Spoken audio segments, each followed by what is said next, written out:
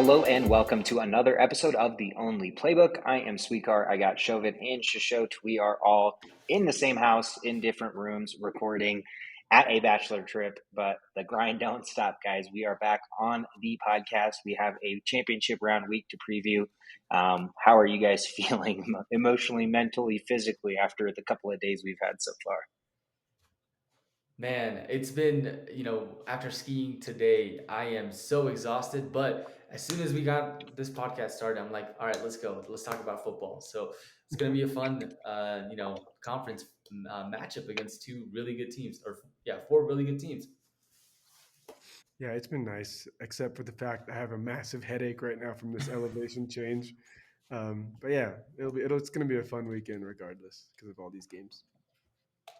Yeah, it is. I don't know if it's with age or if this is just the elevation stuff has gotten more prevalent, but I don't remember feeling this ways that I've felt so far while I've been here. The last couple of trips, like waking up feeling like massive headache, and I don't know, like I felt like I was having trouble breathing at times and stuff too. Am I just getting old? Who the hell knows? Probably, but it's definitely an adjustment. So, we're a little bit lethargic, but because we're talking about football, again, the energy is easy to bring about. So let's get into it, guys. We have to talk about this as efficiently as we can. So let's jump into water cooler talk. The Panthers hire former Colts head coach Frank Reich as their new head coach. Interesting move. I don't want to spend a lot of time on it, but my only thought on this is I think it's a pretty good fit, but it's weird that they went away from Steve Wilkes when he did such a nice job to fill in, and I thought he deserved a legitimate shot. Again, Frank Reich's a good head coach. Kind of had a shitty situation in Indianapolis where he was head coach for 4 years with kind of the quarterback carousel, whiffing on Wentz, etc. So I think that'll be a good spot for them. He's an offensive mind. They need help on the offensive side. Maybe he can help build a quarterback of the future for them. So Frank Reich is officially the Panthers head coach heading into next season. And Nathaniel Hackett is not unemployed for very long as the Jets officially hire him as the offensive coordinator. Interesting hire, obviously, with the season that he had. He is the offensive mind behind, or supposedly behind Aaron Rodgers and the Packers before he took on the head coaching job with the Broncos. So there is a connection to Aaron Rodgers there. Obviously, that's been getting a lot of talk. Jets, Rodgers goes there, reunites with Hackett. Kind of a match made, kind of the way the situation is playing out. It's a match made in heaven for them. So is that going to happen? I don't know. Nobody knows. Rodgers probably doesn't even know. But interesting that Hackett, was so quickly able to find a job despite how much the Broncos offense struggled, and he's supposed to be kind of the catalyst of their offense. So we'll see how that plays out. Again, the Jets are a team that needs help on offense, so hopefully he can actually nudge them in the right direction. That's it for water cooler talk, guys. Let's kick it off. Let's get into the action. The good stuff. First game on the board, the 49ers and Eagles in the NFC Championship game. God, what a matchup. The two best teams in the NFC for pretty much the majority of the season. Philadelphia is 2.5-point favorites at home, over under 46. Shashot, kick me off here. I mean, there's so many things we can talk about, but what is one thing that you're looking for in this matchup that you think is going to, help determine the outcome? I think if the Eagles run the ball well, this shit's over. This is over. If the Eagles are allowed to run the ball, it's over. The Eagles run the ball better than almost every team passes the ball. Okay. Philadelphia is tied for second in the NFL in rushing yards and leads the NFL in rushing first downs. They're also averaging 4.87 yards per carry. That's good enough to be the fifth best. Meanwhile, their defense has been phenomenal. Even ignoring the NFL's best, like 15 interceptions that they have this year, their opponents are averaging just 4.8 net yards per pass attempt. So Eagles are averaging 4.87 yards per carry. Meanwhile, their opponents are averaging 4.8 net yards per pass attempt.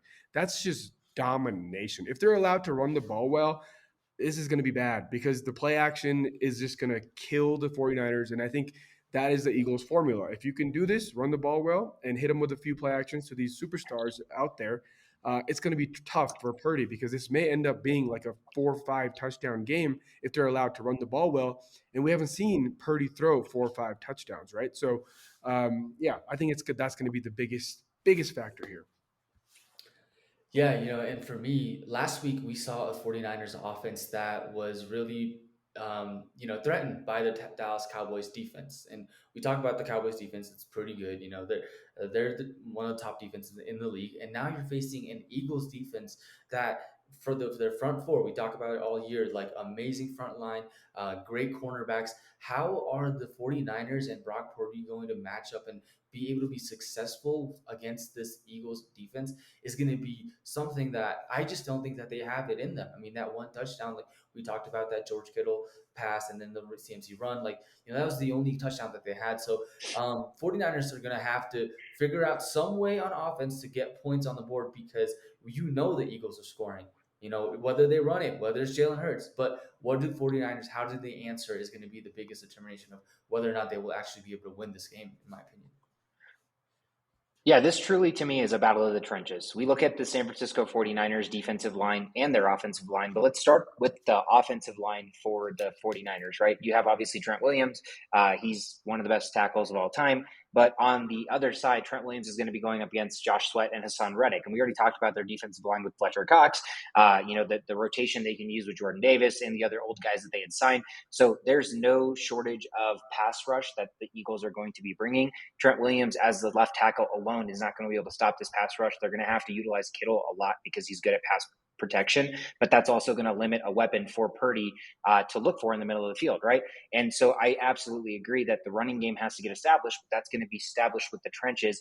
And if you look on the flip side, the Eagles' offensive line, they're absolute monsters, right? You have Jason Kelsey, Lane Johnson, Mailata, and then you look at the defensive line for the 49ers, you have Nick Bosa, you have Eric Armstead, but to me, they're the weak link if they're matching up kind of mano a mano. So I do think the Eagles are going to have success running the football in the middle, right? They're going to have to run away from Bosa or run between the tackles, but I think they're going to have success there. And if they have success there, like you said, show that's like the one part of their game that doesn't scare you in the sense that it's not going to be like a 70-yard run, but the minute they're getting 4 or 5 yard runs, that's going to set up that 70-yard touchdown pass to AJ Brown or Devontae Smith. So it's going to be an incredible matchup.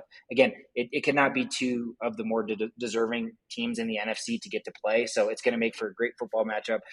There's star power on both sides, pretty much which way you look at it. Offensively, you already know all the weapons for the 49ers, so it's not to shortchange them. I think the Eagles defense should have their handful as well because there's so many weapons you have to account for. But the difference is I think the Eagles just do a really good job of mixing up schemes, bringing the pressure. And it's Purdy. He looked human for the first time. And it's just another level of elevation where you're going from the divisional round to the championship round in a hostile environment like Philadelphia.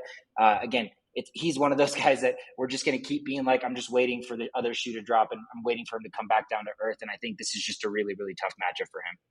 Yeah, and this isn't the only time that they're facing each other. Like Brock Purdy versus Jalen Hurts, right? They played in college football. They had a game against each other, and Jalen Hurts with Oklahoma ended up winning that game. I can see it being a similar fate personally, but it's kind of interesting that they're both kind of in the NFL, big leagues, being able to match up against each other again. And one more thing I have to say, after I already hyped up the Eagles run game that needs to be established, I can't not give credit to the 49ers run defense. Okay. So do you guys know what a DVOA is? Yeah, it's like this new metric that they're. Yeah, basically it compares all of the stats from how they were from like all of football, and like, is it the best defense in that is playing all time or not, right? It's like one of that. So it's a percentage, right? So it's a team with a DVOA of 10% is 10% better than the average team. And the quarterback with a DVOA of negative 20 is 20% worse than the average quarterback. But because DVOA measures scoring, defenses are better when they are negative, okay? So check this out. So the Eagles' weighted rushing DVOA is now 30.5. If you remove the Minshew games, 49ers were number 2 run defense this year, DVOA, minus 23.6. So they're, almost a 0.25% above most teams as far as being good at stopping the run. So they're ranked number 2, so they're not, I say the formula for the Eagles to win this game is running the ball, but that's why this is going to be such a good game, and it's a battle of giants because this is not going to be an easy task. Yeah, it's going to be a chess game, right? Who's going to adjust? Who's going to strike first? Who's going to have that scripted drive initially that works to perfection because they studied the film all week and they know kind of what the defense is going to come out and look like. It's just, again, it's the highest level of football that's going to be played outside of the Super Bowl, and it's going to be a fantastic matchup. Let's take it to the second game. Again, no shortage of amazing matchups to be had here. Bengals and Chiefs in Arrowhead. Kansas City favored by 1 point. Chiefs, Bengals, again, still underdogs back-to-back weeks. The respect is still not there for them, over under 47.5. We talked about GOAT and baby GOAT when it would be Brady and Mahomes. But right now, Mahomes is the GOAT and the baby GOAT might be Joe Burrow. So is it a GOAT and baby GOAT matchup? Which, again, we use the word GOAT, kind of very liberally nowadays, but regardless, again, it makes for a great headline. The regular season matchup between these two teams, the Cincinnati won in Cincinnati 27-24. And again, we know the Burrow is undefeated against Mahomes head-to-head so far, 3-0. So, Shovit, talk to me about what you think Mahomes can do hobbled against a team that he has not beat yet, against a quarterback that he has not beat yet, who has a superior defense. Basically, everything is going against Kansas City, yet they're favored by 1 point. Tell me kind of why that is, or why you think, Kansas City is going to come out with the win here. Yeah, I mean, I think that for me, you mentioned Mahomes, but more than Mahomes, I mean, Hobble, he's gonna have to, target Kelsey and Juju, utilize his receiving core. He can't really evade the pocket. The run game with Pacheco, that's gonna have to be something that helps the Kansas City Chiefs out. But more importantly, man, this defense, like, how are they going to stop Joe Burrow? It's beyond me that the line is favored by 1 point. Steve Spagnuolo, he's a great defensive coach, but his product hasn't been showcased with the Kansas City Chiefs defense this year. But with the right schemes, maybe that works with Joe Burrow. But Joe Burrow's anticipations, the way he connects with his receivers, the highlights that I'm sure they're watching the highlights from last game and saying this guy's an elite quarterback and he can surely beat us in multiple ways.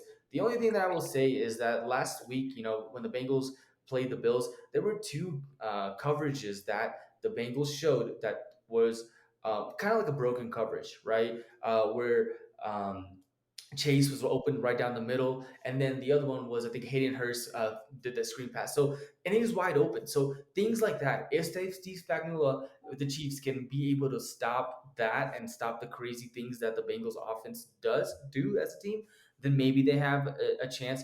But I think the Bengals. I almost said the Burrows. The Bengals are just rolling in all cylinders. So for me, this -1 line seems sus, super sus for sure. Yeah, I mean, you know who doesn't think it's sus? Willie Gay, the linebacker for the Kansas City Chiefs. He recently said when the reporter asked him, like, so what are you looking for? What impresses you about the Kansas City, about the Bengals offense? He said nothing. His answer was nothing impresses him about Cincinnati Bengals offense. So that's, I think it's a little bit of a sensitive situation for him because they're now calling Arrowhead Burrowhead, right? So I think it's really pissing off the Kansas City defense, and I kind of want to see a little bit of fire in this defense that I've just shat on so much time all year long. So let's see if anything can happen. And Joe Burrow on the other end is confident more than ever. Reporters recently asked him, like just trying to get stuff out of him, and he said that, in quote, we're a more complete team, end quote. And he's right. The defense is definitely much better. But the temperatures, okay, it's freezing temperatures. And when that happens, receivers' hands get a little bit harder to, you have more of a hard hands of stone. Balls hurt when it hits your hand. So, that's not going to be a problem for the big name players, right? But what about the MVSs? What about the other guys that we've seen kind of just make do for the Chiefs? Are they here? Can they do it in a big name game? So I'm a little worried. About the Chiefs. The only thing I can openly say is, Mahomes practiced fully. And it looks like if Mahomes can be Mahomes, then it's, impossible to count him out at home. Yeah, I mean, you hit the nail on the head. It is really ultimately going to come down to, Shovit, what you said about this Chiefs defense, and you've shot on the Chiefs defense, so we know the matchup is not in their favor. But again, it's tough when you're playing the Bengals, right? It's hard to have a defense that's going to match up equally with how many weapons they have. You're not going to have 2 cornerbacks or even 3 cornerbacks that are going to play to the level that even a guy like Tyler Boyd in the slot can play at. And again, they've utilized a lot of the, passing to the running backs with Mixon, and they were getting Samaje Perine involved. Hayden Hurst is back healthy, and we saw how they used him last week. So there are a lot of weapons for the Cincinnati Bengals, and the defense for the Chiefs has shown that, they struggle to cover. The Chiefs will outscore you. That's how they typically win football games. And they're advantageous at turning the football over. But right now, this is just not a favorable matchup to them. Joe Burrow, in a championship football game, essentially, he's just the guy right now. And if Mahomes was 100%, I think I would look at this matchup just totally differently. But that is such a huge part of this offense, where you have a bunch of receivers that struggle to get open and separation just on one-on-one matchups, right? A lot of what they try to do is Mahomes making things happen, unscripted plays, and then you have receivers running open, and Mahomes is making these insane across the field passes. But these receivers against these cornerbacks that we talked about, Eli Apple, Mike Hill, and Cam Taylor-Britt, who have been underrated and showed up against better, superior weapons for Buffalo last week. Again, the Chiefs are going to Andy Reid's going to have to get into his bag of tricks and maybe show us something that, despite him being a coach for so long, he hasn't shown before. Because again, they are the underdogs. I don't understand the line. Again, that's how I felt last week with Cincinnati. But the hardest part about this whole thing is, if you're going to bet on the Bengals, and if you're confident in the Bengals, you're betting against Patrick Mahomes, and that's one of the hardest things to do, right? I mean, you can't doubt a guy like that. So again, that is the matchup to watch. I'm concerned about the Chiefs receivers. I'm concerned about how they match up against the defense and the secondary, and the way the Bengals defense plays. And they kind of give you the underneath stuff. And if they can't find a guy to get separation over the top, Mahomes is going to have to be patient. He's going to have to feed Kelsey like 14 or 15 times like he did last game. So we'll see. It's going to be a great matchup. Cincinnati has their number. Again, everything, all of the history, all of the past points that Cincinnati should be the favorite. Yet for some damn reason, just because maybe it's an Arrowhead, the Kansas City Chiefs are still favored. So I don't know. It's going to make for a great football game. That is all I can say. We are excited as hell to be able to watch this together. Those are the 2 matchups for this weekend. Let's end the episode real quick with what I have already locked in for my best bets in these 2 games. I'll make them quick. I just basically went with the line. I saw the line come out initially. This is kind of what I want as my ideal Super Bowl matchup. So, take these bets with a grain of salt. I think Philadelphia at home, they're favored by 2. I will take them right now. They're just clicking so well on offense, and their defense is insanely underrated. And again, I trust Philly at home. Jalen Hurts, I trust over Brock Purdy in a hostile environment right now. And again, last week, Brock Purdy looked very human. So I have Philadelphia at home covering 2 to make it to the Super Bowl. And then the Cincinnati Bengals, I mean, again, I've been talking them up so much. They're underdogs in Kansas City by 1 point. Give me Cincinnati +1 to win that game. And I want the Eagles and Bengals in the Super Bowl. So I've already locked those 2 bets in. Do you guys have any thoughts, any leans, any bets that you think I should look into? Or anybody should look into, I guess. I love that bet, because that's exactly what I would side with if I were to pick. I would even consider making it a teaser, 2-team teaser, get 6 points on the Eagles, get 6 points on the Bengals if you truly believe in that. And then, that gives you a better chance to win. Just in case if the Chiefs, you can never rule out Patrick Mahomes. And just for that reason, give me Bengals like +7 if I can have that. Yeah, and if there's Mahomes rushing props, they're probably going to be the best they've been all year. And the way he's running right now over the last 2 days, it doesn't look like he's bothered too much. At least, he's able to make some scrambling plays. So if it's like significantly lower than usual, I wouldn't mind jumping on that, to be honest. Yeah, I think where I would love it is if I saw it in single digits or maybe under like 12. Like if for some reason it's that low, then I think it's definitely worth it. But you're right. It's hard to know what he's going to look like. We saw the minute he came back on the field after he was fine, like the first scramble, he was immediately limping after that. So it's kind of a feast or famine type bet, but you're right. It's a nice value pick, because if they are truly undervaluing his ability to run, Mahomes clearly could play on half a leg. I think when push comes to shove, if he needs to scramble for 10 yards to win it and make it to the Super Bowl, one leg, no leg, doesn't matter what he's doing, he's going to get there. So I definitely like that. I'll have to look into that line. But that is all I have for best bets. Again, it's going to be an amazing, amazing couple of games. We are going to be excited to be watching that and breaking it down in our recap episode next week. Hope you guys have a fantastic week. Hope you guys enjoy